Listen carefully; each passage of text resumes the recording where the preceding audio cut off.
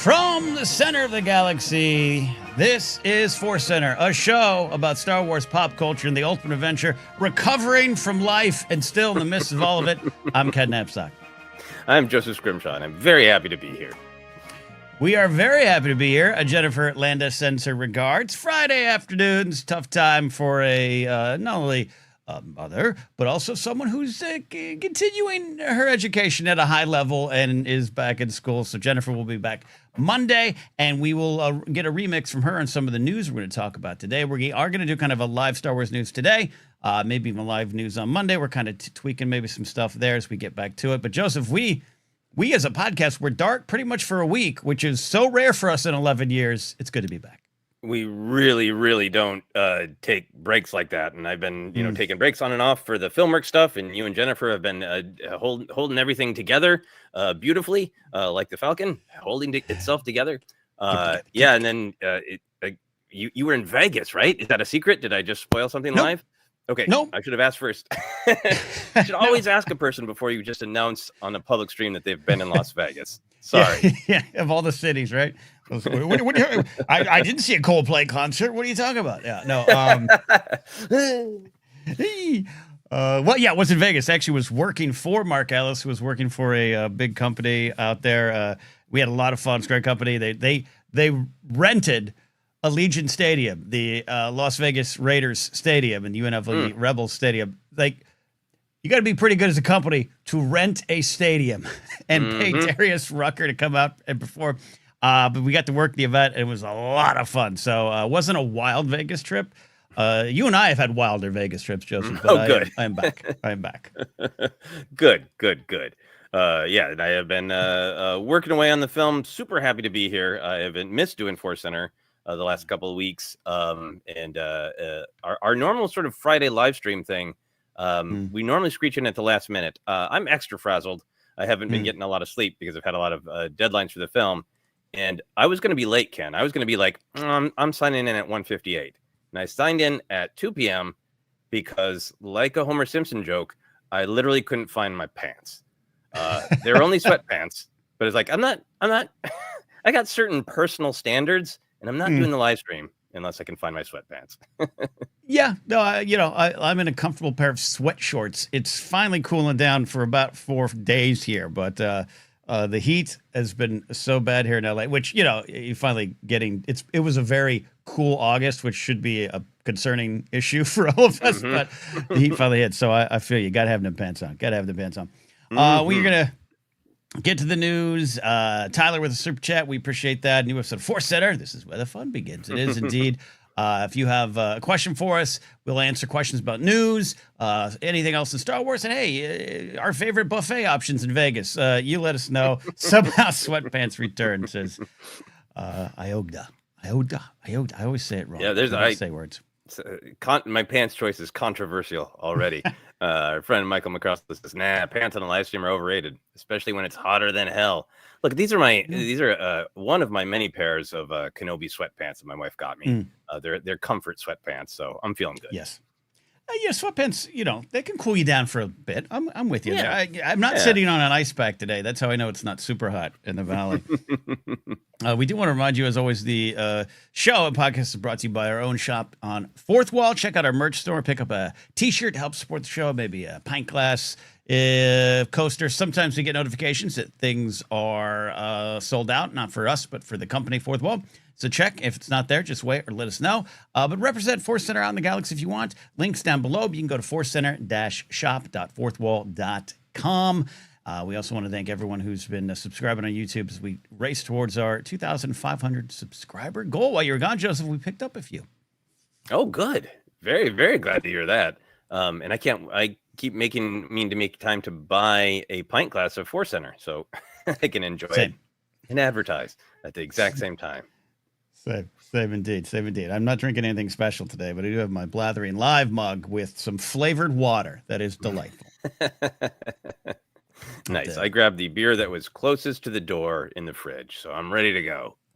Love that. Hey, everybody. Well, the Force Center and Star Wars Explained curse continued as we had gone dark as a show and a podcast for about a week. We also, our friends Alex and Molly had packed up and had feet out the door going to Dragon Con when Star Wars announced the principal cast for Star Wars Starfighter. So we'll talk about the curse, but we're here live to dive into it. Our chance to look at the news. Joseph, I will read what they describe as the full cast, but we know it's not the full cast. It's the principal cast. These are the faces on the posters. We'll have, I'm sure, a robust cast around them. This is for, of course, Sean Levy's film that will be released still May 28, 2027, and has begun production. Nice little black and white grainy photo we can talk about. The cast, as we know, Ryan Gosling. We knew Matt Smith. We knew Mia Goth. But now we have Flynn Gray looking to be the youngster in the picture with Ryan Gosling. They're rounded out by Aaron Pierre, Simon Bird, Jamel Westman, Daniel Ings, and Amy Adams, which is a pleasant surprise. But Joseph, quick reactions to that. We'll dive into it all. I also saw a hot rumor on Star Wars Newsnet, as they said, hot rumor that Eva Mendes was also possibly going to be in the film. But that's just a rumor, not officially announced. So who knows? Makes sense. Yeah. So I saw this image pop up on social media, and I was like, oh man, it looks cool. I can't wait to dive in. I missed the casting news because I just literally didn't have time to even click on that link. And I thought it was just the photo. So then we were like, hey, we should talk about the casting news. I was like, what? Hey, now what? So the most exciting thing for me is that there's news. And that is a big part of it is, it's not that they haven't been promoting Mandalorian and Grogu, but there has been a little bit of like, you've all enjoyed this dish before. You know what it is. We're making a big buffet of it. And don't worry about it. I think because this is something like truly, truly new in a new timeline, or the non-explored part of the timeline, not a new timeline. And that it is, they're light on it now, but it is coming out for the 50th anniversary. It feels like they're putting their back behind this in a different way. I'm not saying they're throwing Mandalorian and Grogu under the bus, right? But getting this picture out there, the tone of this press release, getting ahead of things and not having a drip drab of rumors on casting, but going, damn, here's the majority of the cast. All feels like they're really putting their back in their heart, Lucasfilm, into making this an event and a real fresh start for Star Wars. I love your take on that. I really, hey, sometimes people say ForceCenter is positive. Not that this is negative news, but the fresh start, 50th year of A New Hope and the whole Star Wars thing, this big thing with the capital T that we love celebrating. And this film is in that spot. In the past, maybe we wanted other films and that's not happening. We got this one. But it is a chance to return to a grand scale. But yes, the Mandalorian Grogu kind of hangs over this. I think if we get too far to the weeds of the news, you might start forming conspiracy theories about what that means. But and we might even have some questions about it. And I think it's fair to ask those questions about this the Starfighter kind of headlines. But it is big, and I like that they're treated it as such. Whereas Mando and Grogu, we haven't had much yet in terms of casting. Sigourney Weaver, we know. We have clips. We have things. That's going to ramp up. And I think once we're there within the next month or two, and I have no inside scoop on that, of course, but once we start seeing production stills or teaser trailers, I think the worry will be kind of cast aside for a little bit. It will be Mandalorian and Grogu ready. I agree. I don't think they're throwing it under the bus at all. I think it's a strategic. Cameron Stewart here says, Mando and Grogu sell themselves. Starfighter needs a bigger push, I think. Absolutely needs a bigger push all by itself. I also think like if they, publicize it Starfighter enough that it really gets out to the general public, when they ramp up on Mando and Grogu and people, negative people start groaning, oh, it's just more of the same. When's anything new? It'll be like, we've been telling you about Starfighter for a year. So the answer to, aren't you ever going to do anything new is yes. And it's coming out next year. It's filming right now. Yeah. Here's another photo of Ryan Gosling's impossibly beautiful smiling face. Yes, we're doing new things. Yes. He's just Ryan.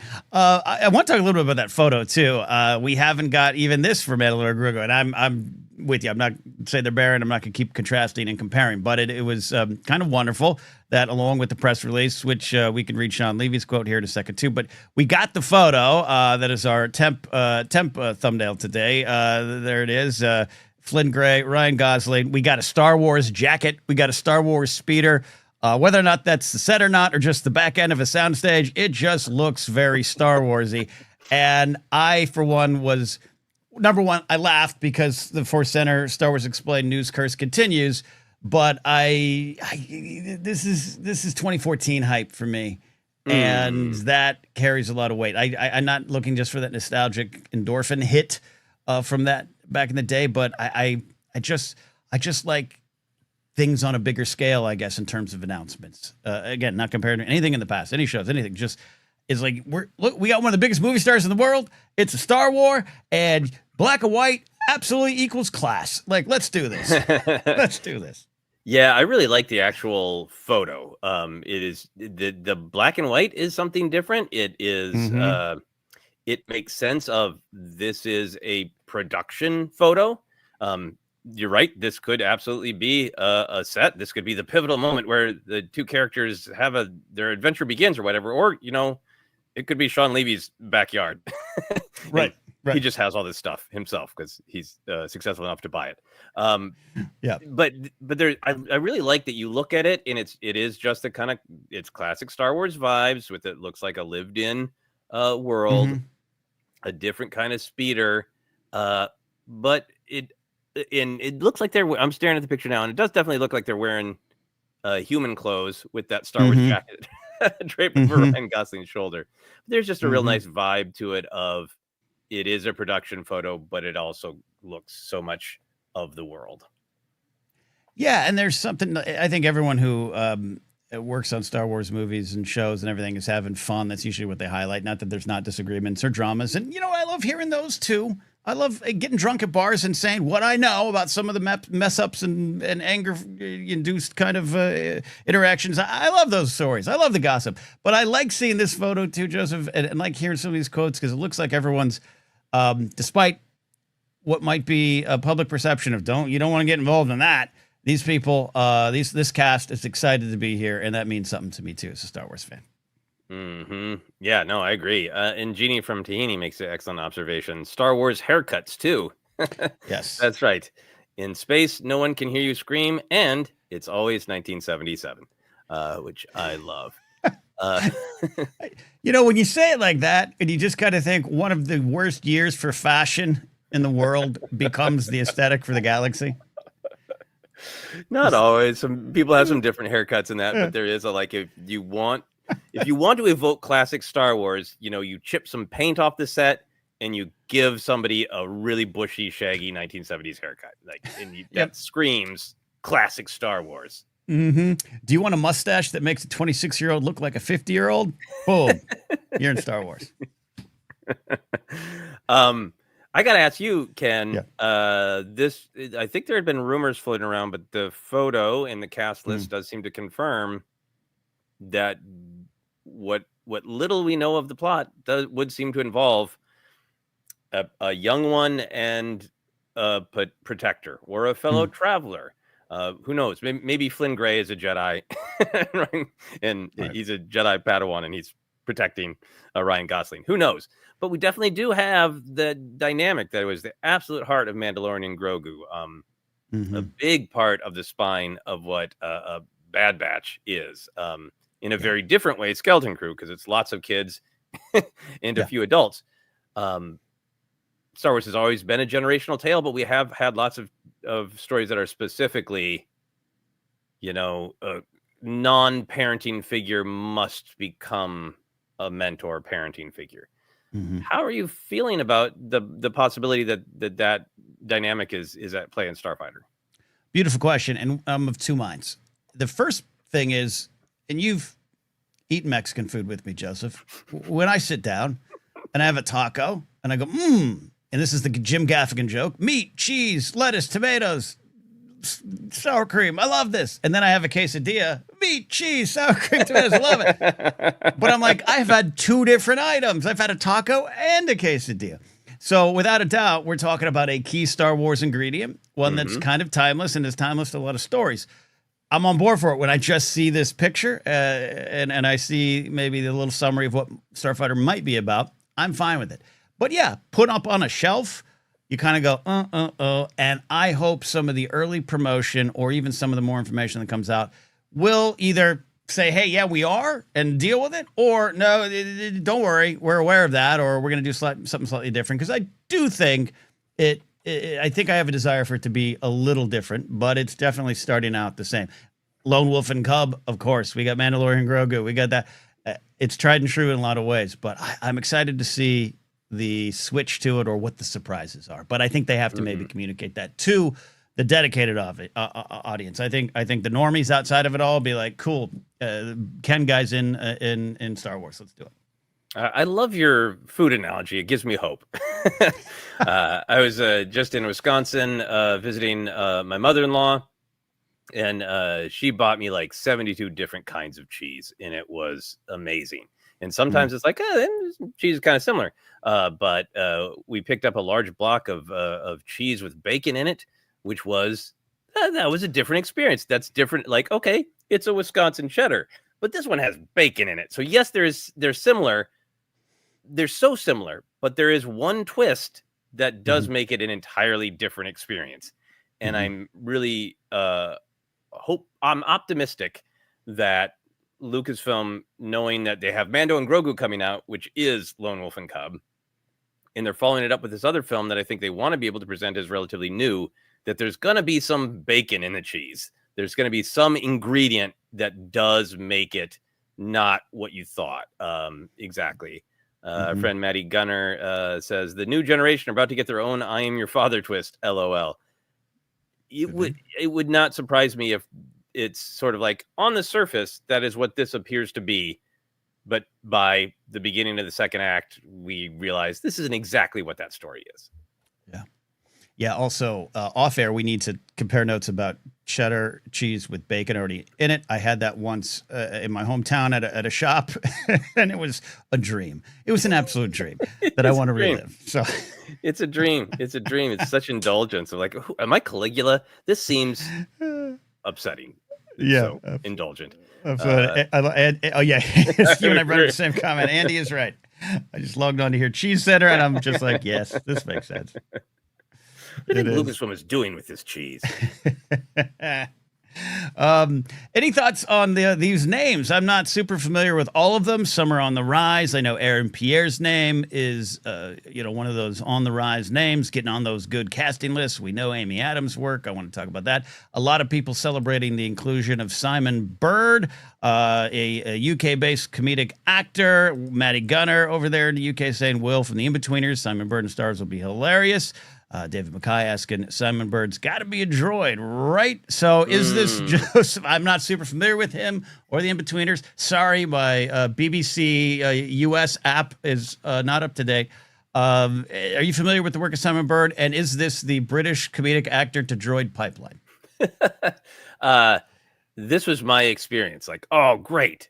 This cast announcement. Cool. Amy Adams. And then a whole lot of Googling for me. I recognize the names of the films and television shows that a lot of these people are in, but I know Matt Smith, I know Mia Goth. I'm very excited about them. I love Amy Adams, but a lot of these people were new to me. And I think that I had a moment of that, like, I wanted to be like excited about this, the person that I knew.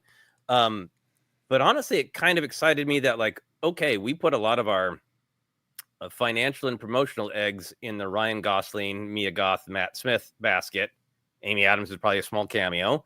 And then we're going to cast the rest of the movie a little closer to classic original trilogy Star Wars. People who have some credits, have some notoriety in specific fields, but aren't like, we have to pack this cast with all, kitchen table known names.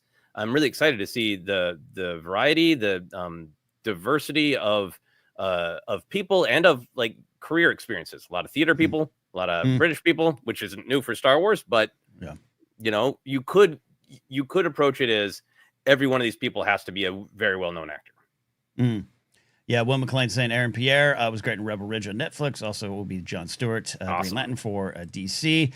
Also he is in Mufasa the Lion King, Brother Old, Underground Railroad, Barry Jenkins, Amazon series. Like I said, a name on the rise, but it does keep that kind of Star Wars tradition going. Well, we've talked about this before too. There is an absolute Star Wars tradition of unknowns. Absolutely. That's true. But we also point out that the prequels not cast with a lot of unknowns, very similar. Liam Neeson, you got that new indie kid, almost said Ewan McDonald, Ewan McGregor. Natalie Portman, absolutely on the rise. 2 or 3 big pictures under her belt by the time she hit that set. Jake Lloyd might have been the only unknown, but even he was opposite Arnold Schwarzenegger. So it's the unknown thing kind of might be true for leads, might be true for sequel trilogy era. Though if you're a fan of girls, Adam Driver was an unknown. If you were fair and Attack the Block, John Boyega wasn't unknown. Daisy Ridley, with her one headshot's probably the only actual unknown in that cast. And we know A New Hope. But even Harrison Ford, yeah, he's a carpenter who got to get... His name was known around town, and his name was familiar enough that it was a step up for him, of course. He was in American Graffiti. Yeah. Will McLean, that famously unknown actor Christopher Lee. Yes. Yeah. So so my people sharing the thing that Aaron Pierre was in. Obviously, Aaron Pierre, very well known in specific circles from Mufasa and being in. He was the one who was also in Hamilton, right? Googling failing me. So anyway, but you know, I don't see a ton of theta these days. Anyway, that is Jamal Westman. Jamal Westman, yes. Westman, right. Yes, looking that up right now. Yes. Excuse me. Apologies for the confusion. Like I said, a little frazzled. But I really like that there's some diversity of experiences and that they're not all like, I am a screen actor, but like theater. You're not going to get an audition like that. I'm a screen. Just for completing it, looking up Daniel Ings is how I'm saying it with my bad American tongue, but someone will probably correct me. Mostly UK based. We know Star Wars loves casting out of those UK offices. As you said, bit of a tradition as well, though sometimes can be frustrating for American actors trying to work in these cities when they only go to casting offices in the UK, but for good reason. I am rewatching the HBO series John Adams from years ago. And number one, great to see Guy Henry Tarkin in there, as well as Skeen from Andor, Evan Moss-Bacharach. But a ton of that British guy. Yes, it's Nina Gold's office out there, or one of them. Molly Damon here as well. Molly, we were talking about the ForceCenter and Star Wars Explained news curse. So I'm happy you all got to go to Dragon Con and not worry about the news till later as well. All right, we're still diving into this big headlining story. Any more thoughts on the cast there, including actually Amy Adams? That's what I would call a good get. Yeah, and I think I don't even remember. I saw some speculation that her role will be smaller. Maybe I made that up. Anyway, I mean she's last in the cast list, so I kind of feel like it's a and featuring type of role. But yeah, I think it's really fascinating to think of what kind of role that she would play, because she has had a lot of success in the earlier parts of her career playing people who have very believable optimism. But then she's in the second half of her career been like, I'm going to take some roles that push back against that stereotype that I'm just the person who can sell happy. So I'm interested to see that they cast her for her infamy in the early part of her career of playing somebody pure and optimistic, or a lot of what she's been doing in the second half of her career of like I can play real hard edge too. So I'm excited to see where they're going to go with her. Yeah, there's obviously it's not even speculation, it's just kind of out there that Matt Smith and Mia Goth are supposedly the villains, co-lead villains, whatever it might be. That makes sense. So I see Amy Adams' name and I'm like, oh, okay, maybe she's, if there's a kid involved, if we got, maybe it's a mom, maybe. And I'm like, that's stupid. That's bad casting. What if Amy Adams is the crime overlord? What if she's like the Star Wars scoundrel of scoundrels here, and she's going that direction? So I'm glad you bring in some of her, choices as an actor and performances that she's put out there that are not in a box. She's not in a box at all. Not in a box at all. But I think she is so charming and talented, and I really hope it's I hope even if it's a small role, I hope it's something that she can sink her teeth into. Dave McKay says Amy Adams is Hondo Ohnaka. There you go. She can. I think she can sink her teeth into that. There you go. I'm still. I have this random theory I mentioned before, which I will, of course, let go if it is not true. Mm. But I would love it if Matt Smith and Mia Goth were some sort of like. I don't want them to be Sith, but hey, you don't have to be Sith to be a dark Mhm. side cultist of some kind. So Yeah. it'd be great if they had a little coven, and Amy Adams was the sort of coven mom, and they were creepy siblings. Yeah. Yeah. Yeah. Something. Yeah. I like. Yeah. I'm always. I don't necessarily need or want Jedi and Sith in all my Star Wars, and we've got Mm-mm. a lot of things without that. And Andor absolutely comes to mind. Skeleton Crew has the Force, has Jedi, but it's not sitting on it. But there's something about this in this era that I don't need the titles, don't need the names, but I do like some of the ideals behind both the light and dark side and how they might be at work in the galaxy from another kind of perspective and point of view. Mm-hmm. Mm-hmm. Yeah. Uh, are you, are you seeing this with yeah, the, yeah, you pull it up, yeah. Given her previous roles communicating with aliens, maybe a she-Claude for Amy Adams. Yes. Yes. Let's expand the Claude family in Star Wars. I actually would be on board for that. Maybe Amy Adams gets to be the droid. Who knows? Who knows indeed. Neil Hansock says Harrison Ford is a good run from 7704. Not bad for a Carpenter. Not bad indeed. Not bad indeed. Yes. Sorry, Yeah. I cut you off. No, I'm still very excited for Matt Smith and Mia Goth because I think those were both like reported by reputable trades, right? Mm-hmm. But not confirmed. So I am excited to see them confirmed, and I still think that there is like not that they're not both great actors who can play lots of things, but there's a similarity to their vibe and their aesthetic that makes me really intrigued that they will be a kind of a more of like a two-headed villain, not literally, although that is possible in Star Wars. Not a Zaphoid Bebo Brox situation. Yeah, but I'm just like the vibe connection between the two of them is exciting. Like sometimes you see casting and you're like, okay, well, clearly that person is the evil mastermind, and poor Dave Bautista is going to play the heavy again. Like you'll see a villain pairing where like, got it, brains and brawn, right? Mm-hmm. But with like Matt Smith and Mia Goth, there's like it's those two as the villains. It's really exciting the chemistry between their vibes. Yeah, I'm still on the train of nothing's a solid prediction here because we don't necessarily do that at Force Center. We just have fun responsibly speculating, as we would say over the years, speculate responsibly, get our stickers and T-shirts and mugs. But I still like the idea of a Bonnie and Clyde kind of, romantic, dark romantic comedy at play with them, like something about them, like a little steamy. Like I want it just steamy enough.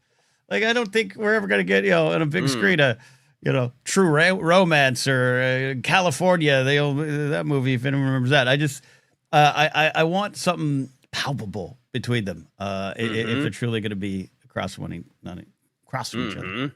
Yeah, a lot of great thoughts on this. Chris Ryan from Bro Axiom says brother sister villains. I think I'm not going to get overly attached to that, but I do think there's something in the casting that speaks to that, and I feel like that's also a very cool twist. I think one of the absolute supporting pillars of Star Wars is, like Carrie Fisher said, it's about family, and we're used to families being broken up, but we had Maul and Savage, and I'm sure many other examples, but that would be a really interesting dynamic to play a little bit of the family torture on the dark side as well.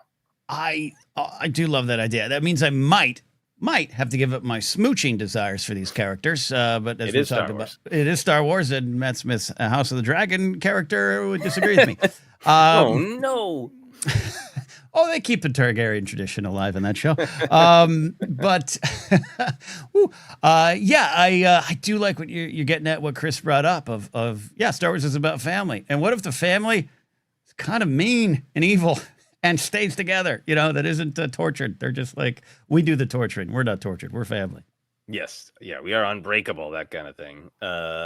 Matty Gunner says Mia Goth is the main villain and Matt Smith is like the consigliere. Yeah, I could see that. Yeah. Yeah, I love that idea too. Looking here in some of the comments here. Yeah, you got anything on the cast too? While I look for this, I'm trying to see. No, I think my only other thought about the cast is we talked about a little bit when Matt Smith and Mia Goth were cast. I'm obviously the first thing with casting is, hey, are they good for the role? But I also just think there's an interesting. Let's see if we can cast this person who is very popular in this subsection of genre. Mia Goth is a horror queen right now. Matt Smith carries with him his Game of Thrones and his Doctor Who fan base as well as all his other work. But it feels like they're taking a little bit of a page from Jon Favreau's, like, hey, maybe if I cast these people from really different walks of entertainment, it will make even more people curious to just be like, I gotta see Werner Herzog in Star Wars. And the overall casting feels a little bit like that. Like, you love theater?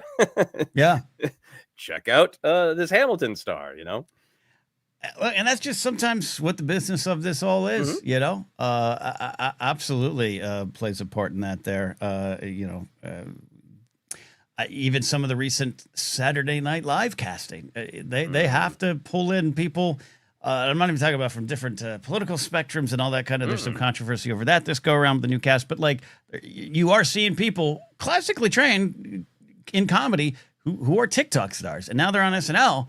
And I think for, maybe, and I'm gonna speak for you, but for me, I immediately go, oh, but then I'm like, yeah, what's the world we're in. I'm not saying I want a TikTok star in Star Wars, but to your point, like, this cast has a bit of a wide net, even though if there's a lot of similar backgrounds there. Sorry, did I just take us into SNL Center? No, I haven't. I've been caught up on that news too, and I look forward to being angry later.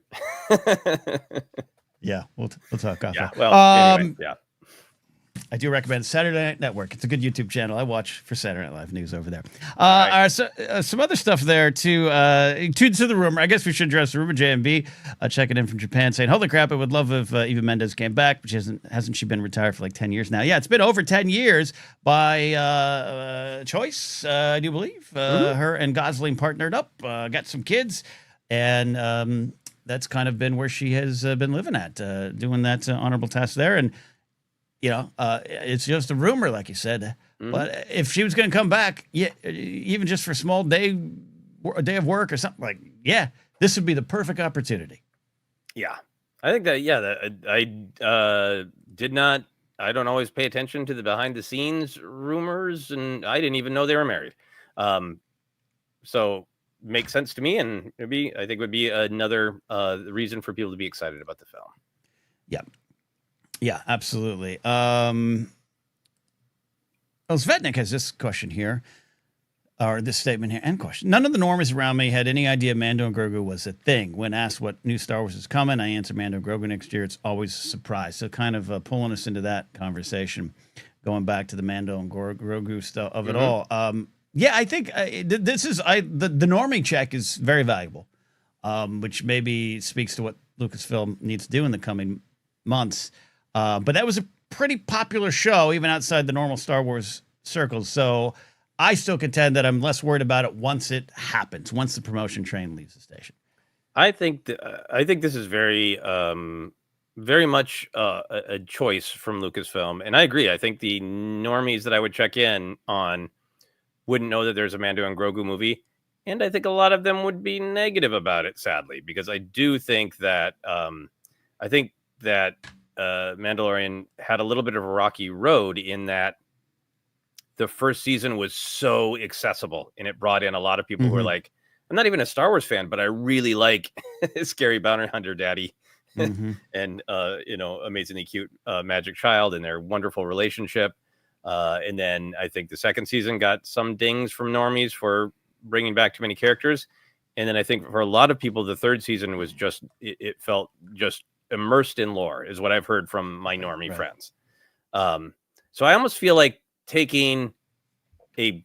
announcing it to those of us who are all in and those of us who enjoyed all 3 seasons of The Mandalorian and letting us just be excited, it feels like a choice to be like, we'll let the people who are going to be excited for a while, and then getting closer to the film, we will remind everyone how much they used to love Mando and Grogu and get people hyped for it. And I think sometimes my worry for getting that movie promoted, and David Mackay has another question too about this connecting with Visions and the Lego picture coming out. But I think sometimes this is me, still think of this as 2014, 2015, where you need a longer ramp up time. You know, it's like U.S. election cycles versus U.K. election cycles or French elections. Hey, hey, guess what? Next Tuesday, election. You want to everyone show up? Or us, it's like, you know, we already have to think of 2020, and you should think of 2028, by the way. But you know what I mean. So I have this like a little panic as a Mando and Grogu fan. I was like, oh, this movie's gonna get little stepped on, and that did happen with Solo. But I think we're still far out enough. May is another year, even though it's very close. It's another year, and I think people will be ready once it's on the horizon. Mm-hmm. No, I agree, and I think that I think it's wise to give people who did have a negative reaction to season 3, and like I said, I feel like most of the people that I know in the kind of all-in Star Wars world enjoyed it or had minor quibbles, but enjoyed it or loved it, and it was the casual Star Wars fans who felt like they were shaken loose by too much lore, and giving those people a little bit more space, and then just blasting the world with trailers of, hey, remember how awesome these characters are actually? Yeah. Remember how lovable they are? I think is a great way to get the normies back on board. Yeah, and I still, if I want to be unpopular at parties, I still tell everyone Mando season 3 is actually my favorite of them. Oh, well, I'm so sorry. I'll leave now. Personal choice. David did ask this question. Send it in a super chat with some money that can't spend here. Kidding, David. We love it. Given Mando and Grogu is still so far out, will rebuild the Galaxy 2 and Visions 3 get more eyes, or will Starfighter's production steal the spotlight? We are not too far away from Visions Volume 3 in October and Rebuild the Galaxy 2. Those are obviously a little bit lower on the depth chart of fan expectations or the viewing numbers, but they're very loved within the Star Wars community by those who connect with them. Any thoughts on this? My gut reaction is I think they'll nestle in right to where they normally are. But you?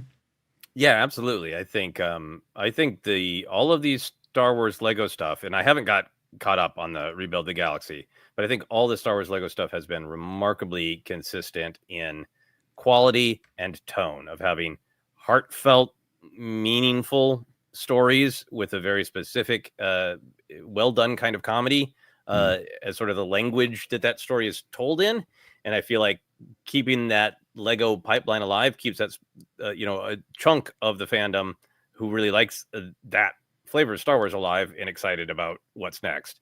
I think Visions, to me, I almost wish that they would go even bigger in promoting Visions, because I think Visions is the kind of thing to counter more casual fans who think that Star Wars has become too samey, or you too many legacy characters, to just like, that's what I love about Visions is like every once in a while you will see kind of a familiar character, but it's just like, it's Star Wars stripped down to themes and aesthetics. And so it really connects on this root level of like, yes, I love Obi-Wan Kenobi and I love his canon and I can tell you a million things about it. But you watch Visions and it's just about, what is the Force? What is destiny? What could a lightsaber look like? What does a lightsaber mean? It's so stripped down to the ideas in different ways people might play with it. I think Visions is a great way to get people excited about what's different. Yeah, I agree with that. I also agree with what Michael McCarsel's saying in chat. As much as I love it, Visions is pretty niche amongst the fandom. I don't think the proximity to Mando and Grogu makes a difference either way. I agree with that overall, but I also like what you're saying of Visions is really fun. It is really different. It is wonderfully artistic in a way that is different from the artistry of the rest of Star Wars. It's not about canon versus non-canon, but it scratches a lot of itch for a lot of folks that I don't think know they can get that itch scratched, like you said. So, it's something we will cover here at ForceCenter. I've been open with it. I love every one I've seen of Visions. I love every volume, every episode in it. I just don't revisit it as much as other people, but we love celebrating it here. So we'll do our part as well. But I agree with you. It could be even bigger if they got behind it a little bit more. Not that they aren't. I want to be clear, they aren't, but in a way, like you're saying. Yeah. And yeah, maybe it is too niche. I just feel like every time somebody's like, hey, it's all the same, like, well, you just look at these things. Try They're this. not all the same. They're different. They're fun. They're exciting. I agree with that. Also wanted to jump up here quickly to Gaz Nottingham and get back to Alex saying I think Star Wars Mando season 3 was great. I want to be clear too that I really enjoyed Mando season 3, and I'm just talking about the kind of I've had several conversations with more casual fans who've been really cranky with me about it. So I think that it really made an impact. Yeah, indeed. Yes, and Alex of Star Wars Explained. Hey, Alex. I wonder if he's in sweatpants or shorts today. Alex, answer the question we answered ourselves at the top of the show. So says I'm so ready for the full Ninth Jedi series. I actually so forgot about that on the last news show. Jen was like, they should do a spinoff series from Visions, and I was like, wait a minute, they are. And we both had we're too busy with life. Let's catch up to news live. But yes, that is coming, and that might be something too that would help get it on out there. I think so too, because I think sometimes that's maybe my only bump with the Visions is sometimes like, hey, I feel like rewatching it, and then it's sometimes if it's something I really like, it's just a taste, and having a longer series, well, maybe that one might be getting even more people drawn in because there's a little bit more to watch. Absolutely. And Alex has answered. He's got shorts on. He's sitting on the floor building shelves. And I can only imagine that Molly is right next to him in a big sun hat with a Long Island iced tea saying, you get that done now, right? Is that the deal? No? I love the cadence of his answer. It's totally like Tanagra when the walls fell. Shorts on the floor, building shelves. I loved Alex and Molly's Dragon Con photos. It made me really miss going to Dragon Con, and what amazing photos. Well, it's on my radar screen to finally go next year. So you and I will have to definitely catch up. We've got a lot to talk about here. We do a ForceCenter private broadcast. Yeah. There we go. Some other questions, or just a very generous super chat from Orlando. Saying hi, Phantom Otaku saying hope to see that toast soon. Welcome back. There you go. Fredtastic, thank you. Getting a little off topic. Oh, but I'm excited. Sorry, I'm just catching up with this one. I'm excited for Star Wars Visions season 3 and the sequels to the 3 stories from the first Vision. So there you go. Yeah, it is. It has its audience, and that is. I hear that a lot. I even amongst not the normies per se, but the next level in. The Star Wars bubble adjacent folks are aware of it, so we just got to get the word out more. Huh? Yeah, my niece and both my nieces and my nephew watch Star Wars a lot. Like, I don't think they're gonna know who Wilro Hood is, kind of depth, but they watch everything. And I think there's an anime I've been watching because my niece suggested it, and that's such a great reminder of like, a really good, really more anime would be great for Star Wars, I think.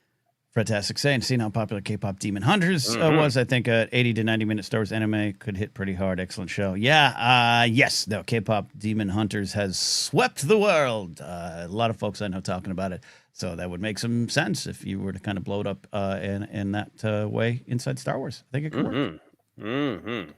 Oh, and I apologize. Molly is editing Dragon Con TikTok footage. So there we go.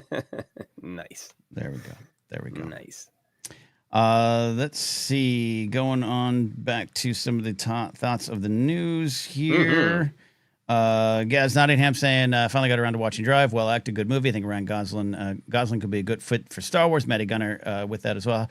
With how diverse of an actor Ryan Gosling is, which we'd like to pull out of his toolbox for his character here.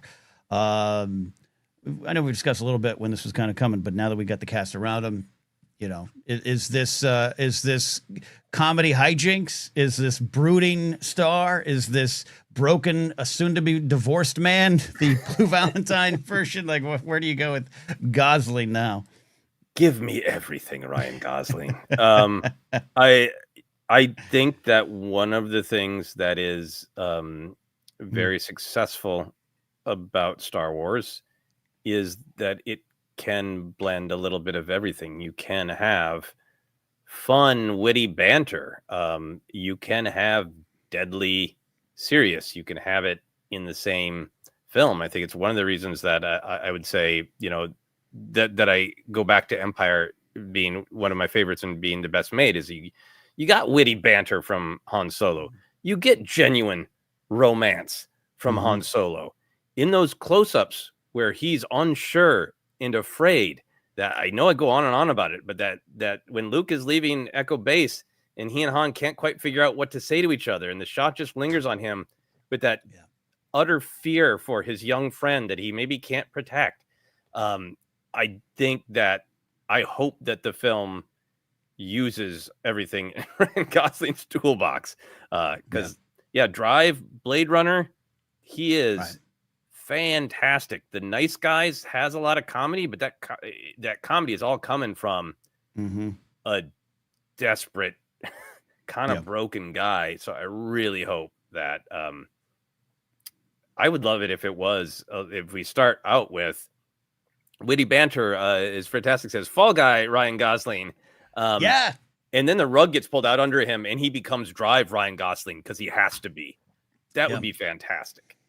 Look, Fall Guy is one of those movies that I personally put into the category of way better than it, had business to being. And I think that's it was. Yeah. Sorry. I think it's him. I think it's there's a lot of great people in it, but I think he makes it that way. Because that's another one where it's like, okay, you read what's on the tin or just do a quick surface watch while you're looking at your phone too, and you're like, hey, it's an action comedy, but like all of it is motivated from pain, literal fear of not being able to be the person that you were because you believe you failed and were horribly injured. And not a spoiler because that's the beginning of the film. It's so I think that film was a victim of sorry, I'm going to spiral for just a second, Ken. It's a victim of the movie business devaluing movies. I think seeing something in the theater needs to be a special occasion, and I understand a lot of people have a hard time getting to the theater, so I do want things to be accessible to people. But how fast something is accessible? Like, well, why would I see that Ryan Gosling theater movie? Because it'll be on streaming in 2 seconds. And it doesn't. Back in the day, people would have gone, looks kind of whatever.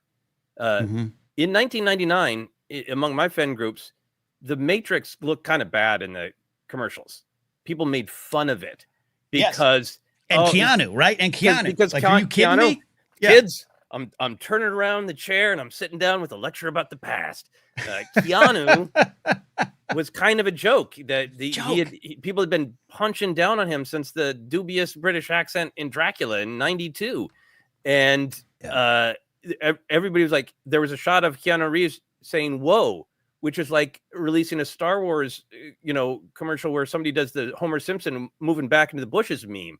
Keanu Reeves going, whoa, was a meme. In the first week that came out, the word grew and the film exploded. And movies don't have the room to build as much. Like you get something like Sinners that succeeds in, the word gets out immediately. Like, actually, this is amazing, and you have to run to the theater right now. And Fall Guy needed like 2 or 3 weeks to get to that. Actually, this is amazing. You have to run to the theater right now, and it just didn't get it. Yeah, you're not just a grumpy old man. You're speaking some truths that we have some perspectives on. I absolutely go. This isn't just a Fall Guys Center, but that was a movie we watched at our house at the time with my now former fiance. And the great part was that the movie ended, and I was like, that was pretty good. I didn't watch the TV show growing up, and she said there was a TV show. Yes, there was. Yes, there was. Yes, there was. The brown truck was the star. But yeah, I mean, I think going back to one that comes to mind, it's considered one of the all-time big comedies. Whether you liked it then, love it now, whether all of it holds up, definitely part of the cast doesn't, with the football star in it. But there's something about Mary was one of those. It comes out. It's funny. And then each week, I worked at the theater that summer. That was right before I moved to LA. I lost my radio job. I was selling tickets at a movie theater, and that never stopped. It never stopped the entire summer because so-and-so told me, so-and-so told me, so-and-so told me. And it just kept growing. And that's part of what's missing now. Not that I don't love taking advantage of, you can't go spend all the money at the theater. That's a reality we're all living in. Hell, in Vegas, I got a breakfast sandwich and a drink for $30. Yeah. $30 for one breakfast sandwich and a drink. But yeah, I think that's what's missing. And to tie back to Star Wars, I do think this kind of connects to Star Wars, Joseph. We know we're not as hopeful and positive as we are. We're aw shucks ForceCenter. We know some of the realities of the business, and we know some of the realities around the talk about and around Star Wars. It needs to have success in the theaters. That's just an unparalleled success, and I think that will happen if those movies are given a little bit of time. It's Star Wars, Superman. We already know it's out digitally, whatever. James Gunn gave his reasons, but that movie needed a little bit of hey, everybody, it's actually good, right? That happened. There was great anticipation. And I think I want to see that with Mandalorian and Grogu, and I definitely want to see that with Starfighter, because a lot of people are going to be dubious. But even with Gosling in Star Wars, and they're going to be. It needs to hear. People need to hear. Oh yeah, no. Trust me, it's good. Well, we're talking about that sort of normie thing because that's so been the conversation with a lot of genre things, like Fantastic Four, which I thought was great. I was almost going to say fantastic. The Great Four. The Great Gang of the Fantastic Four. I thought it was a wonderful movie, but it really was like hardcore people came out, and then all the industry analysts are waiting to but did it get beyond the people who are already excited? And they will say it's a failure right away. So yeah, they gotta blow past that. Oops. Matthew Stokes says Matrix blew our freaking minds when he saw the trailer in the UK. Yeah, I certainly don't mean to speak for everyone. I just know from my own, personal experience, none of my friends were excited about it. They made fun of it until it came out, and then everyone I know was dressing in leather trench coats, and their cars were covered in Matrix CDs, so they could never not be listening to the music. And there was a complete conversion from Keanu Reeves said, "Whoa!" in an action movie, great. To I am now changed as a person. And as he deserved too. That was my experience of what went on that summer for people in my life. Same. And it doesn't mean our experiences are same worldwide, but it definitely was the time that, the way it was, hell, just talking about movies and stuff on the radio. That was, you needed to make a Keanu joke. That was part of it. And Batman's nipples. Those are the things you had to joke about. Those are on the list. But Molly Damon says about Keanu's whoa, that might as well have been an EOP fart. Yeah, which we need that back. We had the Opies in Skeleton Crew. Now we need the fart. Now we need the farts. Exactly. Well, where do you want to go from here, Ken? I am going through. Let's see. We got Verlando with another super chat. We appreciate the support there. Michael McCarsall. We call him Detective McCarsall around these parts. Which anime are you watching, Joseph? What are your thoughts on it so far? I watched the first season of Attack on Titan. My niece is a big fan. My niece is she's in college for computer science, but she's an artist, and I really like to encourage some of the art projects that she does. So every once in a while, she makes kind of a little reel of lightly animated drawings. And she told me, I'm going to post it on Instagram soon, but you can't watch it because it's full of spoilers for Attack on Titan, and you keep saying you're going to watch it. It's all right, I'll watch it. I thought it was, I watched the first season. It was amazing. One of the things I love about anime is just the intensity of the world building. Gets away, I think, from an American instinct to make things similar, if at all possible. And I feel like anime and Attack on Titan is we're making up our world. But it is full of cliffhangers and incredibly intense. And I was having a hard time watching only one episode at a time. So I watched the first season, and then I watched the rest when I can afford the binging room, because it is extremely bingeable, in my opinion. Yeah, you got to finish a movie, sir. All right, we're taking away all your media. We're locking you in a room. You're getting the Douglas Adams treatment. You're going to be locked away in a cabin. You got 3 days to finish your book. Yeah. Rich T's here. Want to shout out fellow Miami Dolphin fan Rich T. Been well. Hope everyone is doing well. We're doing okay, Rich. And we got kickoff on Sunday. That's why I'm wearing my new hat. This is the thing I brought back from Vegas. This and a cough was my new Dolphin hat. Breaking news. Neil Hancock says, my cousin says he will complete his practical special effects work on Ahsoka in October. Well, cool. You just got him fired. But also, we're great for that. I'm kidding, Neil. That is a great update. Yeah. I'm excited for that. I did my rewatch of Ahsoka. And, well, I will still have to be honest about some of the things I think about that show. And it's not my favorite. I'm just really excited where they go. And I don't know where they go with a lot of it. And that's actually a good idea or a good thing for me it's not going to be I connect the dots or this is going to have the characters are all over the place in a wonderful way to me, so I'm excited for that. Nice. Yeah, I was distracted by some of people's comments here about Attack on Titan. People being concerned that my niece was young, but no, yes, she is college age, but sometimes I'm like, yeah, well, she's an adult. She's 21, but are things going to be too much for her? Is this? I want to recommend this Batman comic. Is it going to be too much? And then I saw Attack on Titan. Like, oh no, she's fine. She's just fine. Yeah. That is a very intense show. She's fine. she's good. Andy Linden, check it in. Here's not that we need them, but what legacy characters that are / could be still alive would you be interested in seeing in this new film / time period? Obvious answers are the sequel characters, but who else? So yeah, looking at Starfighter, which I will check up in the news here. I always forget the timeline. Maybe Alex and Molly can answer and explain it to us. I forget it. It's what, 5 years after? Is this in that 5 years after period? That's the 5 years after Rise of Skywalker. About okay. They don't like getting pinned down. So where do you go with that in terms of legacy characters? Yeah, I mean, I think if some of there's the Kinberg trilogy floating out there. And I kind of like the idea that I want this to be a completely standalone adventure. Yeah. And I don't mind legacy characters popping up and I enjoy it, but I also just think it would be good for Star Wars storytelling to remind people that you don't need legacy characters at all. I think Skeleton Crew is fantastic. Like I'm obsessed with the banking clan bathing at the planet, knowing like those bastards are discussing horrible things they can do with space capitalism, right? But a casual person does not need to know that. They're not doing the Leonardo DiCaprio screen at all. The banking clan, the way I am. And I think that's just a really nice, a really good balance. And that's what I want out of Starfighter. I'd also be fine if it really set up the situation of the galaxy.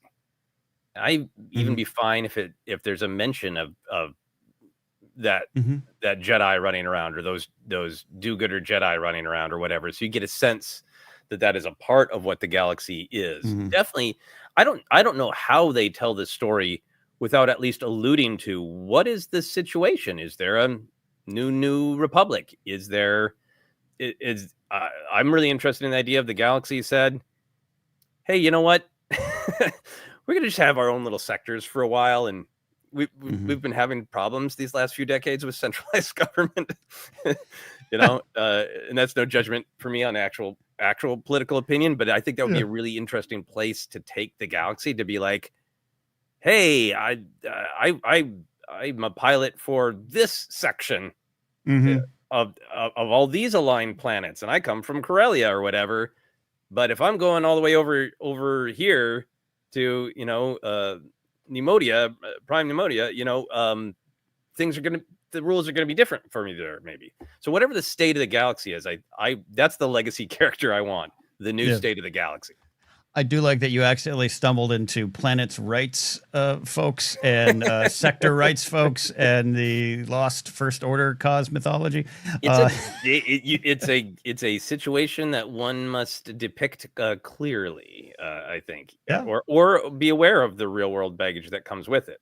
But no, it's fertile ground to explore. I mean, maybe it's just because my middle-aged man era continues as I'm rewatching John Adams taking notes like, oh yes, that was not entirely Henry Knox was not 45, he was 25. Like, I'm in that state. I get it, but it's something fascinating to watch 13 pretty much independent and distinct colonies have to come together, and then that still kind of be lingering, and hell, still lingering. When you see which states might be sending National Guard troops to other states, you still see the ramifications of then. So that it's fertile ground indeed. So if that can be, like you said, the state of the galaxy, and then we just do, I don't know, some sort of smash cut to like one surviving Snoke clone that somehow got out, but owns like a gift shop on Batuu. I hope the real villain is Snoke's lower half, played in motion capture by Amy Adams. Gaz, Nottingham says, a brief explanation of what the galactic government is after the events of the sequel trilogy could be given on the crawl. I think that's I'd put Vegas money on that one, Gaz. I think so. Mm-hmm. Yeah, we gotta get some kind of update there. I do like Gaz's choice as well. Jar Jar Binks and Droopy McCool, please. Yes, Droopy McCool, I think, is like, I mean, there's been some years, so he might be, extra Droopy McCool. That would be great. Max Rebo surviving another cataclysmic bar event. Yes, would be fantastic. Yes, and then we need Peepit from Star Wars Resistance to be cleaning the floors of the new galaxy. That's a perfect legacy character. Yeah, I think a Star Wars Resistance rewatch is on my horizon too. After I'm done with John Adams, John Adams straight to Star Wars Resistance. It's all the same. Yeah. Geek Aaron says Joseph beat me to the State of the Galaxy idea. Yeah, absolutely. Look, I do think it's fair to say, as much as I think there are a lot of wonderful new ideas and things in The Force Awakens, State of the Galaxy was a valid complaint, and you look at it, I don't think it was as needed as maybe I thought it was in 2015, because it just was a fun talking point. But I want to just establish a little bit more of the ground on which we're playing on in the future. I think Solo is such a great example where it tells the state of the galaxy that's relevant to the characters, that yes, the Empire is encouraging, allowing, benefiting from criminal syndicates to absolutely run wild. Mm-hmm. And that informs the world that Han lives in, that informs the emotional and thematic conflict that everyone feels trapped and contained, and it's absurd to dream of any level of personal freedom and agency in your life. And I think that's the thing for me, is I don't want a Wikipedia entry. I want something that's going to inform the story. And I think that's what's a bummer about Force Awakens, was because the idea that a small chunk of the galaxy was legitimately like, hey, we're the First Order, we're not hiding or anything. Right. We're building it up, and just don't worry, it's just this territory. Don't worry about us. And that's a really rich piece of storytelling. Why Leia had to strike out on her own, why she was desperate to find Luke, like all that stuff was helped by that political story. It absolutely was. Jared the TIE Pilot's here, says getting here late. Well, Jared, the meeting started. You're gonna have to wait outside until we're done. Okay. I was once fired in a group. I won't say it was Collider Video, but let's just pretend it was something kind of like that. They pulled us in after lunch and fired us in a group, and there was one guy late, and he opened the door, and they were all like, well, you wait outside. And he had to listen to us get fired and then go in next and be like, what's up? That meeting could have been an email, right? That's the only time. Yeah. No, as you know, I think you and I share the same thoughts on meetings. They're just the thing that leads to the email that solves it all. So yes, it could have. Which, by the way, I spent 3 days in Vegas, Joseph, at essentially at a convention for self-storage companies.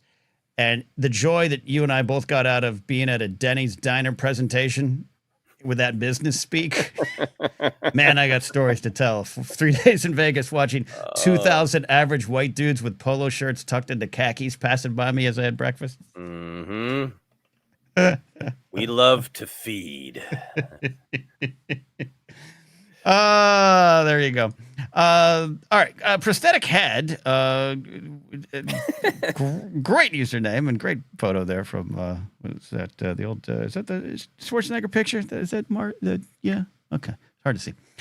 Do you think actors with a capital A are more cautious Who they're signing on with Star Wars. Yeah, this comes up every now and then. I think it's a very fair question that I take to a lot of different ways. What do you think about that? Yeah. Do you think actors are more cautious when who they're signing on with Star Wars? Yeah, I think I understand the question in terms of actors. I kind of feel like certainly growing up there was well, I'm a serious actor and most movies are dramas. And then we kind of have this genre stuff over here and sometimes it hits big. And so do I want to take the risk of will I be a Harrison Ford or kind of get a lot of notoriety from the genre stuff, but then be able to do whatever I want in drama? And I kind of just feel like since the world of acting is so much genre, even even a lot of our most heralded dramas are based in genre. The Last of Us is a drama, not a. The Last of Us isn't treated like it's one of those zombie movies for the weirdos. Yeah. Video. It's a drama that happens to have a zombie-like thing. So I kind of feel like I don't think actors have a Star Wars stigma. I think directors, and to a lesser extent writers do, but certainly directors, I think, might have some Star Wars fear these days. In Marvel, for that matter. If it hits, it hits. But if it doesn't, there have been some directors that we haven't really heard what's their next project after something didn't go gangbusters with a big genre movie.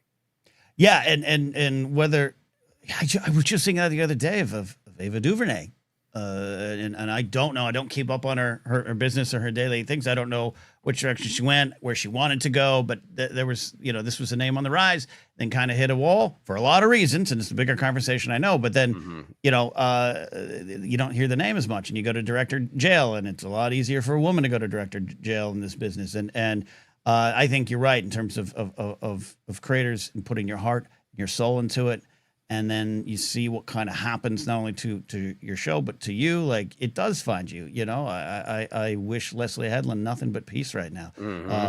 She absolutely put her heart and soul into a series that was loved by so many and appreciated by so many, and it just faces the business, and that can be a buzzsaw for a lot of different reasons. And yeah, I think that would be where more of the caution is. I still think when it comes to acting, you're going to take the leap. Yes, there's been some horrible examples throughout time. I think Ahmed Best. I think what happened with Moses Ingram. That's true. Could go on and on, but I still think you're going to see a lot more continue to climb that horse, because it's an acting job on a level that is not easy to get to. Yeah. You're very right also to point out that yes, it is different for different actors who might be opening themselves to a horrible treatment by being involved in a franchise. I think it's a very good thing to point out. I'm just scrolling back here for I think there's been a good discussion with JMB and others saying it could be they don't want to be tied down to 3+ films with options for more, maybe. Yeah, I also think it's when I was younger there was genre stigma, but that now I think there is time. Like, how much we're only on this earth for so many years, and I think if people were getting approached to like, hey, we have a great legal thriller, but we need you to sign on for 10 years because we're doing 8 of them, and by the 8th film you're going to meet all the other lawyers from our collection of lawyer thriller films. I think that is probably, you're right, what gives actors more pause than I don't want to be in a space movie is like, I don't even know if the first one is going to be good, and you want me to give 10 years of my life. That's got to be a really hard decision. It's like signing on to this Beetleverse that's coming our way with Sam Mendes, right? I have to be Ringo for 4 pictures? All right. Our friend Richie? Okay. Yeah. We should do a ForceCenter episode someday. I absolutely would love that. Yeah. Especially, we got the perfect time for it with the anthology Racing Back. At a new episode. It's like 1995 up in here, back when we used to make fun of Keanu for Much Ado About Nothing. Keanu did Shakespeare. Thank you, Jared, the TIE Pilot. Oh, sorry. No, you go ahead. I was just going to say thank you, Jared, TIE Pilot, for hitting our Super Chat goal. We appreciate you, buddy. Nice. For the goal. For the gram. Mike also says, inversely, it's damn near impossible to keep the men who should be in director jail there. True. Yes. True. Yeah, I would say, so many women and directors of color are just trying to get the right to bomb twice in a movie with a movie series. Yep, it's true. We got another another super chat for Verlando, and just a great, truly Star Wars relevant, but nice shift in the conversation. Sorry. You think Tivik was huffing Rido? Oh yeah. Oh This is yeah, such man. a great sentence for the difference between, what we describe as like all in Star Wars fans and like my friends I'm thinking of who like, they love Star Wars. They grew up with it. They had bed sheets. But if I walked up to some of my friends and said, hey, you think Tivik was huffing Rido? They'd be like, the hell are you talking about? Yeah, I absolutely. It might be too much Saw, but I would take a spin-off series just called The Partisans, where I would just follow them around. And there's got to be, someone watching Tivik going, man, you do that stuff? I can't do it, man. The boss likes it. I know. It just doesn't work for me, man. I get nauseated. Can't do it. And there's guys in the corner just huffing. Beezer Fortuna's huffing. His desiccated Leku. It says in the visual dictionary, which will stick with me forever. I can't remember some names and birthdays, but I remember desiccated Leku. Yes. Always. I think, you know what? I'm going to be bold. I think Tivik was huffing Rido. I mean, I think paranoia's got to come with that. Tivik's he's got some reason to be paranoid, but he's not exactly, slowly pulling on threads and detailing suspicions and concerns. He's kind of losing it, Yeah. Yeah, no, he's right. Yeah, and it would make sense too if getting into Saw Gerrera a little bit, like if he needs y'all to kind of follow him, he needs you to be a little bit destabilized mentally, right? And if you're a little paranoid, you're huffing the gas, you're gonna follow him a little bit more because even on the gas, he seems to be in complete control. So I think this is why I want the Partisan series. I just want to dive into this. Yeah, that'd be fantastic. 8984M does say peace and love, which means it's time to say peace and love, peace and love. That's right. Ringo, check it in today. Ringo, check it in. I also got this one. I'm warning you with peace and love, but I have too much to do.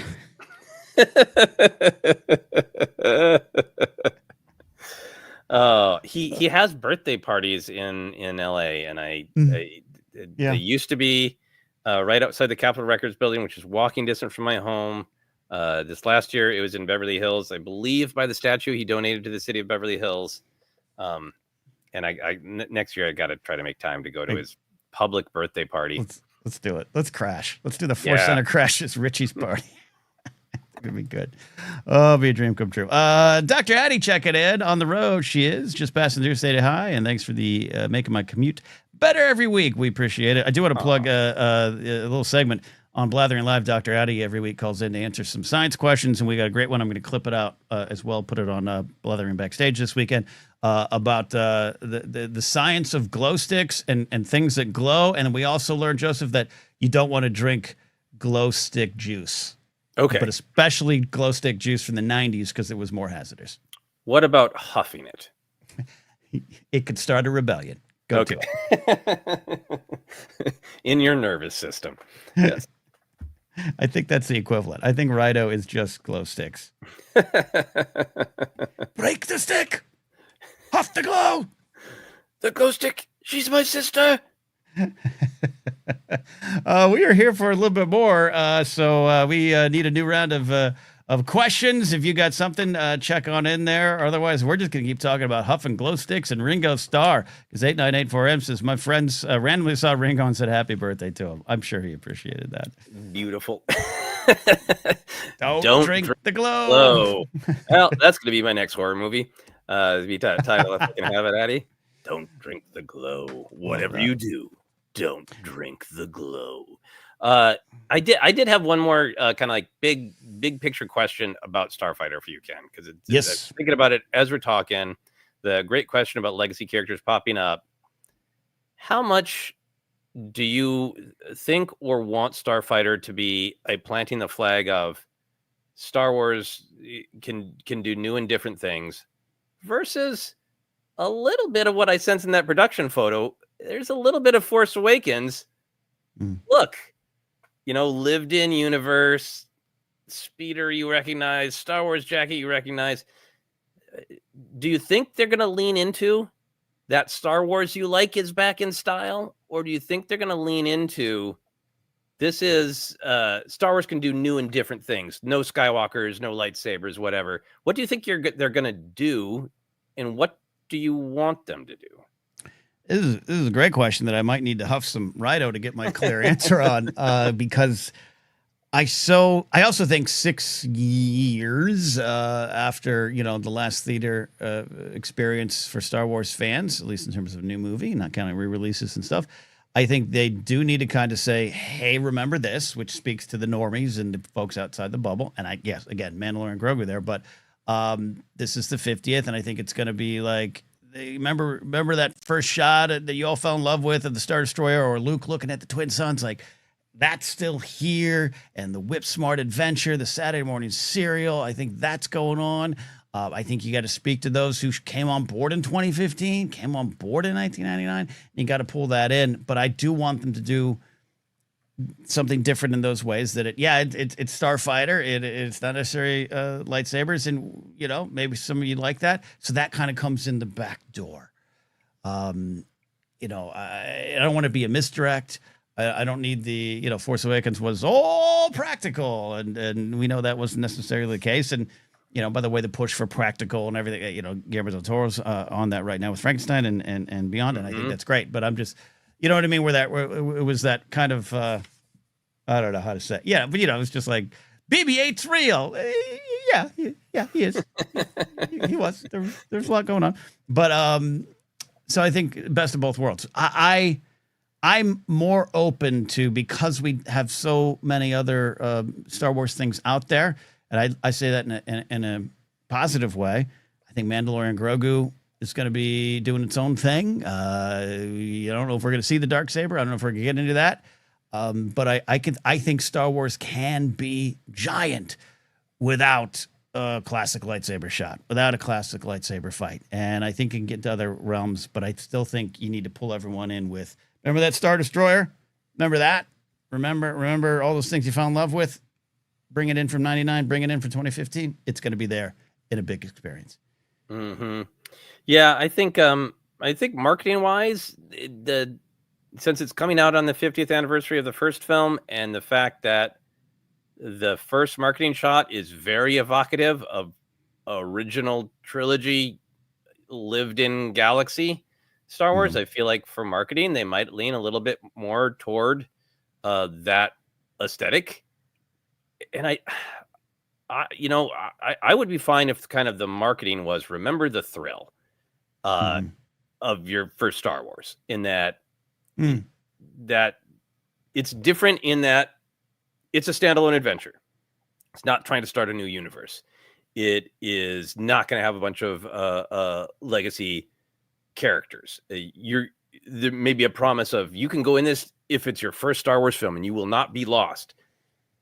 If it has the newness in that way, and it's communicated that way, but it is a little bit of like, we've had a lot of dark and challenging stories in movie theaters. We have had a dark and challenging time that we're living in right now. It's called Starfighter. It's gonna be a whiz bang adventure, and it's gonna move, and it's gonna cook, and it's gonna have live up to the thrill of a starfighter. The idea of a starfighter pilot zipping through space, desperately trying to survive. I think if it has that same sort of propulsive sense of, what the hell did I just see in structure and creativity, I think that's the way that I want it to relate to sort of classic Star Wars. You said something back there that I absolutely loved. Maybe paraphrase and apologize, but the kind of the first love, your first love in Star Wars, and that speaks to the generational thing. Yeah, I think that's kind of an angle. I don't need that actual tag, but that's definitely the philosophical approach. Like, remember that, not just remember when, but remember that. We got it. We got it. I mean, I think all of the sequel trilogy films, not that they don't have weight and depth and absolutely horrible things happen in A New Hope, The Phantom Menace, and The Force Awakens. Major characters die in awful ways. But the overall mood of the thing when you walk out of the theater is like you just went on a thrill ride. And I think especially for a standalone, and then you get to the second chapter and it gets more dark and complex. And I think that if this is a standalone film, I think it will feel like the first of the trilogies generally feel to people when they get hooked of this this thrill ride. And we've talked about it a lot too. I think for all in Star Wars fans, the slate of Disney Plus shows, almost all of them are dealing with characters in trauma or characters who have a hard time expressing their feelings. And we've had lots of really great conversations about that, of like, some people don't like the dialogue in Star Wars Disney Plus shows, but like how much of that is we're dealing with characters who don't want to speak about their emotions, or maybe don't want to speak at all, or literally don't want to show their face, or don't want to go on the adventure. There's been so much sort of like, because we happen to have told lots of stories about characters who are struggling in this very specific way to take action, to express themselves, that, you know, Skeleton Crew stood out as it's a rip-roaring adventure. And I think both Mandalorian and Grogu, and in particular Starfighter, really have this opportunity to be like rip-roaring adventures. I absolutely agree with that. In fact, Geek Aaron has this great comment here. As much as I'm a Jedi guy, I hope they stay away from Skywalkers and lightsabers aside from mentions. It's a galaxy, and Force users are still a rarity. The little guy fighting for right. Plus, zoom and boom. I love that. Zoom and boom is a great way to describe it. I think that's a good way to look at it. Yeah, you know, I love my lightsabers and Jedis, and I think it's part of what makes it so mythic. But I think you have to sometimes react. I don't think you need to be reactive as artists. I think in fact, some would argue, you know, don't worry about the audience. Do what your heart tells you, and they'll follow. You'll find your audience. But you know, Star Wars 50 years on, lightsabers are actually a key. There's one comic every once in a while I'll see him in a green room. We kind of get into a fun argument. He's a good dude. I like him a lot, but we'll get an argument over. He's like, Star Wars is all lightsaber. What are they doing without lightsabers in some of these shows? And I'm like, that's not necessarily the word on the street all the time. We're in a different era where, yes, that might have been true in 77. Not always true now, but there's a thirst for it at times. But I think this movie can scratch that itch. There we go. Yeah. We're scratching itches. I'll never say no to a lightsaber. I'm fine if a lightsaber pops up, but I want it to be in a different context. And more than anything, like there are so many people out there who are Starfighter, Star Pilot, space battle fans, and like, don't let them down. You got that title. Don't put Ryan Gosling in a you know a great ship for 5 minutes, and then we realize he's a Jedi, and half of it is him searching for the lost lightsaber. Blah blah blah. Like, do not let those pilot fans down with that title. You know. You're so right. That just think of poor little Alex Dabin sitting there building shelves outside the greater Atlanta area, just wanting a Starfighter picture. And he thought he was going to get one, but business happened. And now he just wants a man in a cockpit flying around the galaxy. Just keep that man in a cockpit. Get that man in a cockpit and keep him there for a good time. Gopal checking in. Says can't stick around, but here's some support. I really appreciate that super chat. Michael McCarcel saying, give me a classic 70s trailer for Starfighter. Let's just make it really classic with the old kind of pacing in the trailers. Here's a scene from the upcoming Star Wars Starfighter. Here's Ryan Gosling. An adventure. 7 years of insider fighting within Disney in the making. There you go. Other questions coming in. We're here for about another 25 minutes to 30 minutes. If you got any questions inside the Star Wars Galaxy, outside the Star Wars Galaxy, related to the Starfighter news, let us know. We got a couple here. Fredtastic saying, or asking, do you think Rey will appear in Starfighter? I think about a month ago, I was more on the, yeah, that makes sense. I think I'm definitely more on the, nope. And they're going to move or keep Rey, whether it's the new Jedi Order film. There's rumors of Kinberg's trilogy now being 10, 11, 12. We'll get to that on another episode. But I just think a mention, something passing, but I don't, for no bigger picture reasons. I just think this film's going to do what this film needs to do, which is be about this Starfighter. Yeah, I tend to think that too. We've talked a lot about the new Jedi Order and Rey film as promoted by Star Wars, and with Sharmeen Obaid-Chinoy attached as a director. I'd be thrilled if that was the next film. And I hope it is. I hope it'll come out in 2028. And if not, I hope it's been rolled into the Kinberg trilogy. And I want Daisy Ridley back as Rey in a big way. And I want, this is Jedi storytelling about the Jedi and all that. But I also kind of feel like that those films would be set up better to succeed if, like, look, we had our standalone adventure that leans into this other kind of side and mood of the galaxy. And now people are like, hey, that was great. And now I'm really ready to see some legacy characters. Yeah, I look at Skeleton Crew again, as we often do here. One of our favorites. I just finished my rewatch last week, and I absolutely love that series. And, we get mentions. We know the time period. We get passings. We get funny mentions. Oh, well, the last time the Jedi, we heard they were bad guys and all that stuff that happens. And then the New Republic shows up, and the ship never lands. Leia doesn't come off the ship there. You can speculate, you can have fun, but you just didn't need it, and it did its own thing. And I think you can do that here. And we know Skeleton Crew was originally pitched as a movie in a bygone era, but I think you can do that with Starfighter. Yeah, lots of great discussion of how much people are hungry for the old space battles. Geek Aaron says the space battle scenes in Star Wars movies are some of the most memorable scenes, not to mention the success of the Top Gun films. People can love jet jockey movies as long as they're good. Dennis Gill says, no space battle has ever topped Battle of Coruscant. I always love Battle of Coruscant, but it's going to hold a special place in my heart after I saw Revenge of the Sith in 40X. Yeah, and they tipped the seat forward so fast when we got the shot where we finally dipped out into things that I almost threw my whiskey on the floor. So if I see Starfighter in 40X, I'm getting the sippy cup for my whiskey.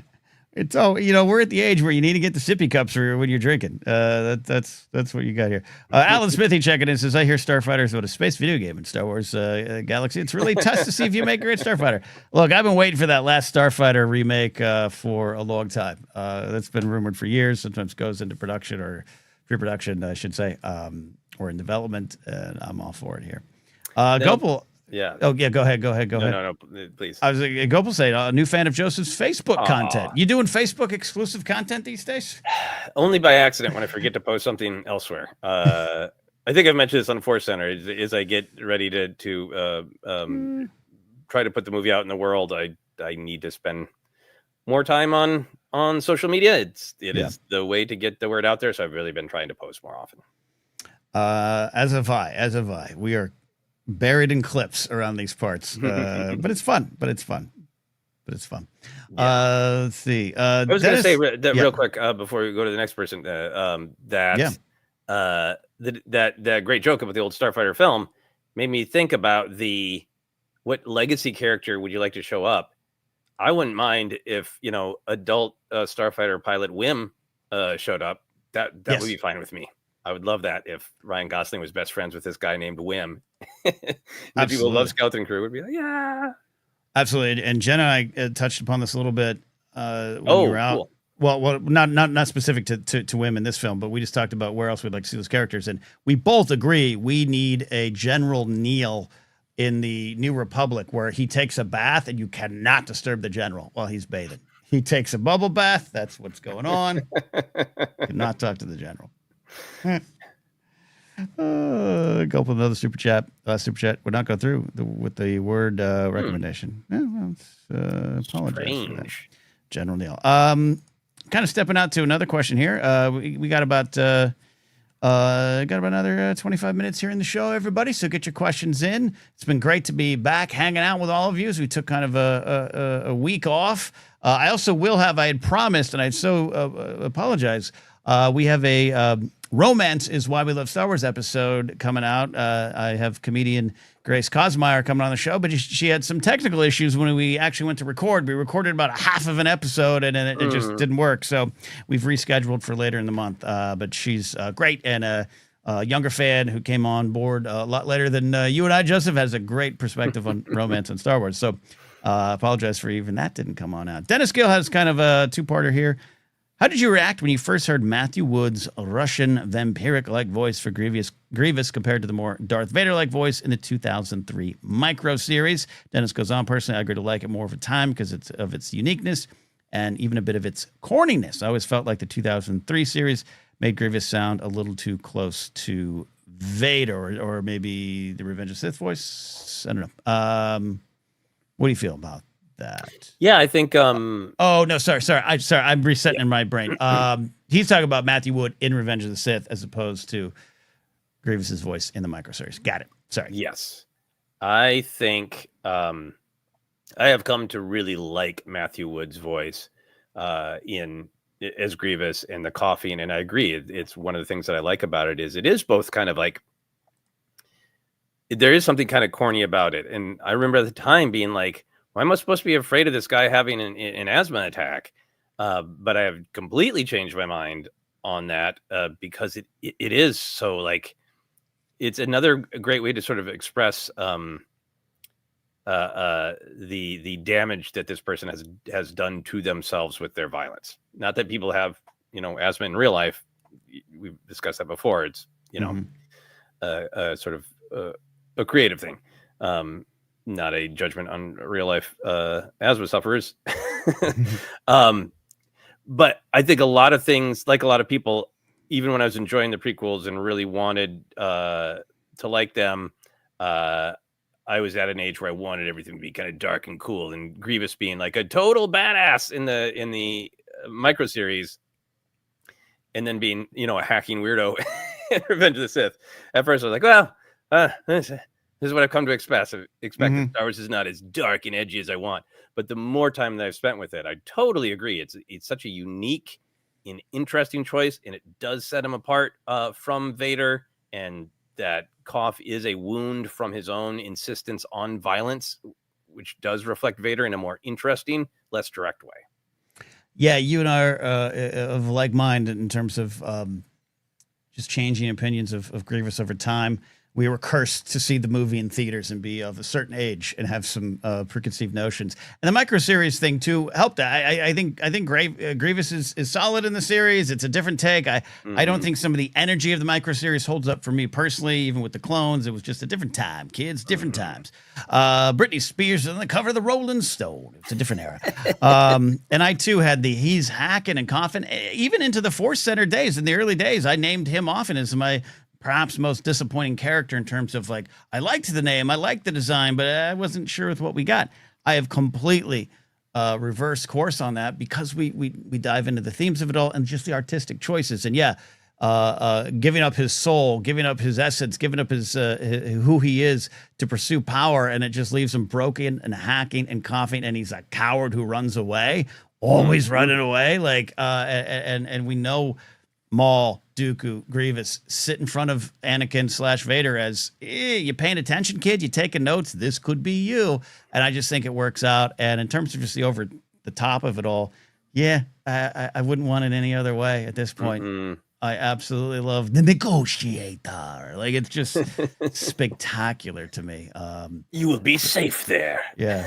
So two big things I've changed my life. My love of Grievous emerged out of my dislike of Grievous, and my love of Fleetwood Mac emerged out of me making fun of them on the radio. Okay, it happens, people. You could change your opinions. That's how I got into Sinatra. I bought an album to laugh at the doobie doobie doo. I was like, wait a minute, this album's real great. Yeah. And then I bought another one because like, oh, there's a song called the Coffee Song where he sings about how great coffee is. Isn't that funny? Like, oh my God, this album's amazing. Yeah. It happens, kids. It happens. Other questions coming in. I'm getting got this question here from Tristan. Wasn't the Broom Kid confirmed to be named Corrin? His appearance would be great, particularly if it's the Corrin Jedi pilot of the Expanded Universe books. He's not. He's Tamiri Blag. That is Broom Kid. I forget the actor's name. His name is similar. And I follow him on Instagram. And he's no longer a kid. He's a young adult. 38 years old. Yeah. It's amazing. But we do have the kid from Kenobi, right? Yeah. That they played around with the name being Corrin. So if they want to touch upon that, that is very possible, Tristan. Yeah, no, I think so. We got, see him clear this. Addy checking in again here for some reason. Since hearing that announcement, I thought Gosling could be a former First Order pilot finding his way in the galaxy. Thoughts? Discuss. What do you think of that? I think that would be fantastic. I think that would be a great. I mean, it's different from Finn. I think it has some connections, but I think I think I want it to be a standalone adventure, and I want the state of the galaxy to matter. But I think 5 years after, the galaxy is still going to be recovering from the trauma from this sudden, incredibly violent event. Like the sequel trilogy is such a short time span, and it's one story to be like, we all suffered under the Empire for 19 years and we thought it would never end, or kids like Ezra grew up and there was never any other world, and then we established the Republic is restored, we're back to what it was, versus this sudden violent, everything is confusion in violence, and the Star Destroyers floating over planets, and the galaxy rises up, and Ewoks are somehow boarding Star Destroyers and ripping them in half with the Holdo maneuver, maybe, if one is to believe the visual evidence. So that's a long-winded way to say I think that there would be ways to make it totally accessible to modern audiences, or to audiences who aren't deep into Star Wars lore, and have a character who carries some of that baggage of, I was involved with something really violent that the galaxy is still recovering from. Yeah, I love the idea of just Gosling's character having those shadows, right? And having the shadows dance onto the light in front of him. I think there's a lot of ways to do it. And in terms of the actual question here from Addy, yeah, I could see them exploring that in a way. I think it would be different enough, going back to our taco versus quesadilla conversation at the top of the show. But I think of, you bring up a great example of Finn. A lot of people wanted even more with that, and Janna and everything like that. Stormtrooper Rebellion, a lot of stuff. I understand that, but I like what we got. But Yrica Quill in the Star Wars Alphabet Squadron, Alexander Freed series is an example of that in terms of Imperial turned Rebel, and those books are dark and gritty if you like that in Star Wars. But I absolutely, yeah. Griff Halloran comes to mind in terms of former TIE Fighter pilot in Star Wars Resistance, Stephen Stanton's character, that I actually would like to see more of too.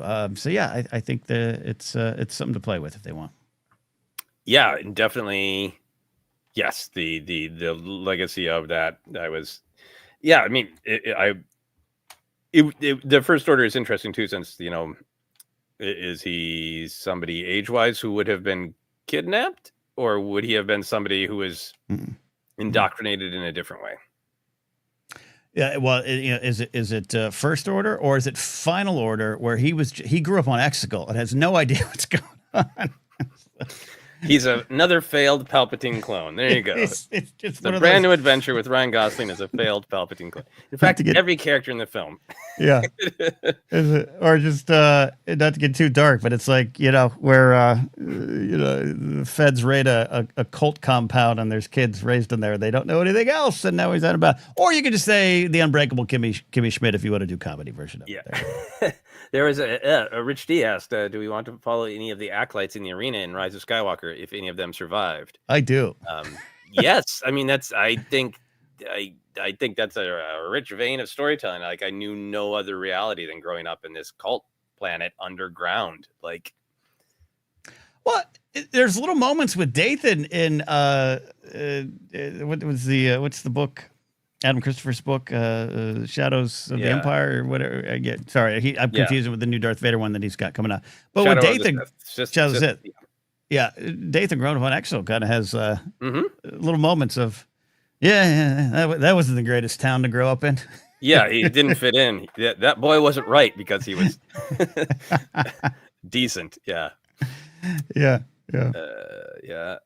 Doga Joke Starfighter, Attack of the Palpatine Clones. Like that Amy Adams clone. Way off from Palpatine. Had to go.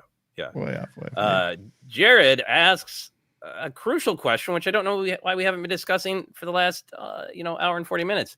What starships do you want in Starfighter? Speaking of legacy characters, I mean, Starfighter,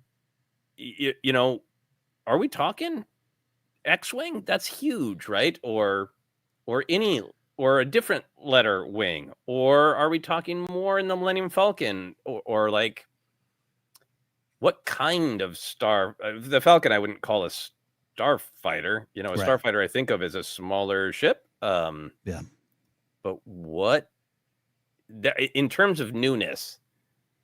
Mm-hmm. Even if it's like a radically redesigned X-wing, they put out the T, whatever they're on, T98, and it's radically different. If it's an X-wing, that's still a little like, let's stick to that Star Wars you know and love.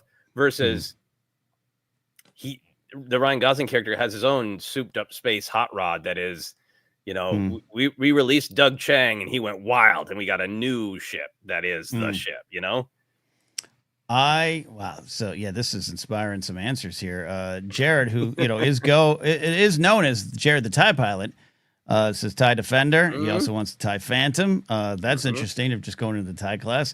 David Mackay says bring back the B-wing. Excuse me, B-wing. B-wing supremacy, says Nick Arcakis. And then get another B-wing checking in here. They kicked ass in Skeleton Crew. They did. Z95 from Jared as well. Okay. Ooh, yeah, that'd be good. I think I'm of two minds here. Something brand new, a T-wing or whatever. Pick a letter. And it is flashy. It is something brand new. I like that. But because it's 50th, because you have a chance to surround it with a bunch of other cool new ships and anything else you want to do, B-wings, A-wings, Y-wings, whatever. You all know I love the Y-wings. I got it. But a beat up, broken, but it still does 110 on the freeway when you need it X-wing, like a classic. I know that might run up against the, no, we don't have any new ideas in Star Wars kind of crowd. I have some friends, I could hear them groaning already. So either go completely brand new or go straight to a classic. I'm not saying he bought Luke's from Rey at the end of the Battle of Mexico. I'm just saying that's part of, it's his father's, it's his family's, it's something he acquired, and that was his way out of whatever he was in. I like that idea, but I could go either way. Yeah.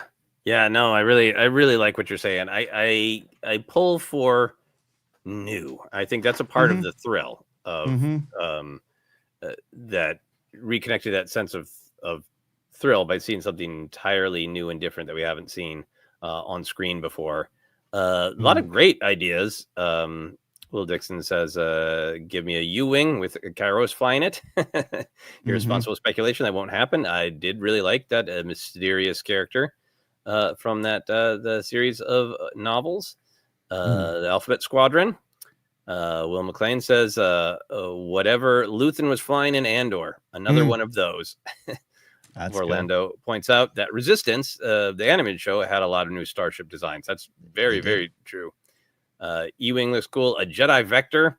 Hey, look, if you're going to dip into designs, something that's going to look brand new to normies, but is a deep cut for all-in fans.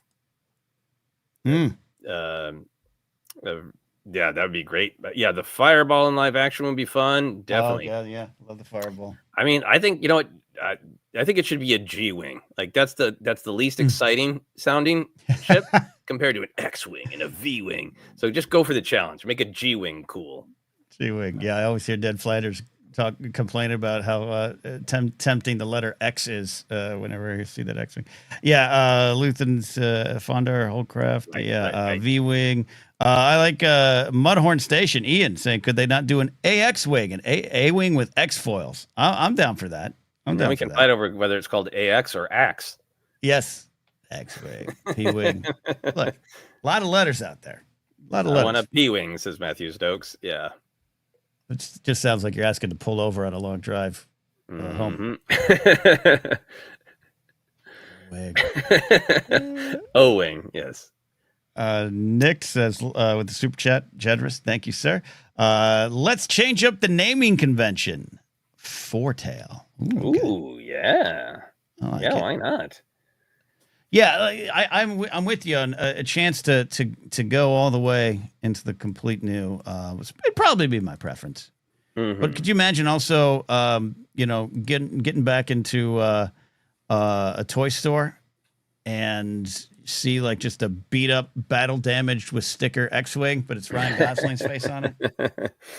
That would be very cool. I think they're also like the great. We're gonna have the classic Naboo design, but it's all hot rodded out. Because a part of me, when you're talking, it's like, yeah, what about like a X-wing, but it's like a hot. Oh, they just did that with the Naboo Starfighter. So yeah, that's true. Yeah. Matthew Stokes says X-wing equals quad pew. I like that. I love that. I like that. Fire spray variants, says Jared. Yeah.